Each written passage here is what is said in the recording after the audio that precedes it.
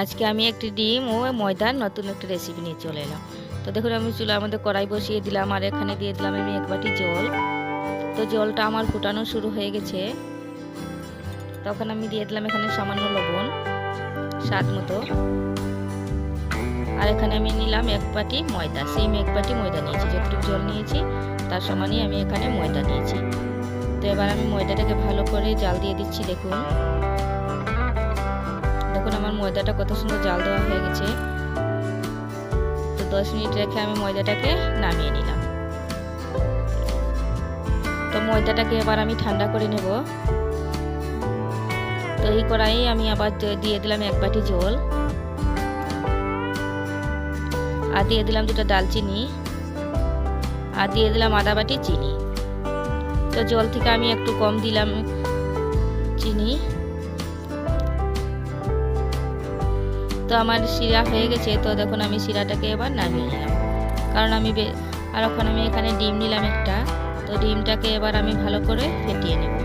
আর আমার রেসিপি যদি ভালো লাগে, আরও নতুন রেসিপি পেতে আমার চ্যানেলটি সাবস্ক্রাইব করে দিন, আর একটি লাইক দিয়ে দিন, আর কমেন্ট করে জানাবেন আমার রেসিপি কেমন হয়েছে।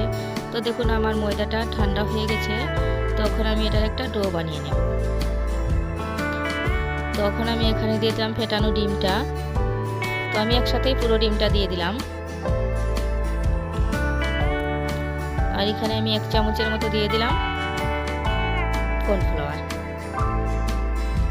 তখন দেখুন আমার ডোটা যদি হাতে এরকম ভাবে লাগে তাহলে একটু সরষা তেল বা সাদা তেল হাতে লাগিয়ে নেবেন, তো একদম লাগবে না। তখন আমি এটাকে ডোটা ভালো মতো বানিয়ে নিলাম। আর এখান থেকে আমি ছোট ছোট কয়টা লেচি কেটে নিচ্ছি।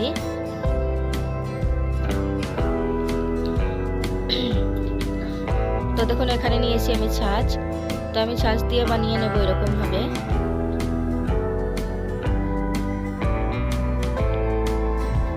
তো দেখুন এরকম করে বানিয়ে নিলাম আমি।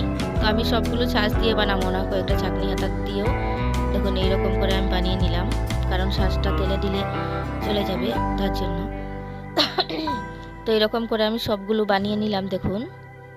আর এবার আমি চুলোর মধ্যে কড়াই বসিয়ে দিয়েছিলাম আগে, আর আমার তেলটাও গরম হয়ে গেছে। তো এবার আমি সবগুলোকে এরকম করে ভেজে নেব এক একটা করে। আমি একসাথে অনেকগুলো দিয়ে দিলাম দেখুন। তো খুব কম সময়ের মধ্যে খুব মজাদার রেসিপি বানিয়ে খাওয়া যায় দেখুন। তো আমি পিঠাগুলো উলট পালট করে ভেজে নিয়েছি সবগুলোকে দেখুন। আর এতগুলো পিঠা আমি ভাজতে দেখাইনি, কারণ আমার ভিডিওটা বড় হয়ে যাবে তার জন্য। তো আমার পিঠাগুলো ভাজানো হয়ে গেছে।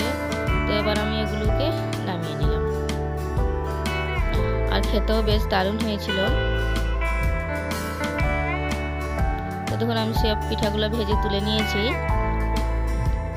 আর এখন আমি দিয়ে দিলাম উপর থেকে ঠান্ডা করে রাখা শিরাগুলো আমি সবগুলোকে এরকম ভাবে ডুবিয়ে দেব।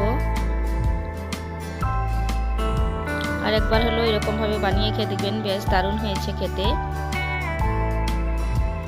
তো আমি এবার সব শিরাগুলো দিয়ে দিলাম। আর দেখুন কত নরম হয়েছে, একদম তুলতুলে। এই দেখুন আর ভিতরেও কত সুন্দর ফুলেছে। আর আমার রেসিপি দেখার জন্য সবাইকে অসংখ্য ধন্যবাদ।